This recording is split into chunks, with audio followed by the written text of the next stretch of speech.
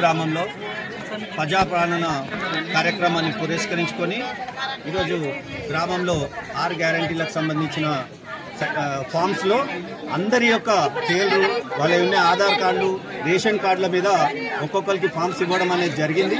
వాళ్ళందరూ అప్లికేషన్ ఫామ్లు కౌంటర్ల ద్వారా అందరికీ అసౌకర్యం లేకుండా అన్ని సౌకర్యాలతో చేయడం అనేది గవర్నమెంట్ ఆదేశాల మేరకు చేయడం అనేది జరుగుతూ ఉంది.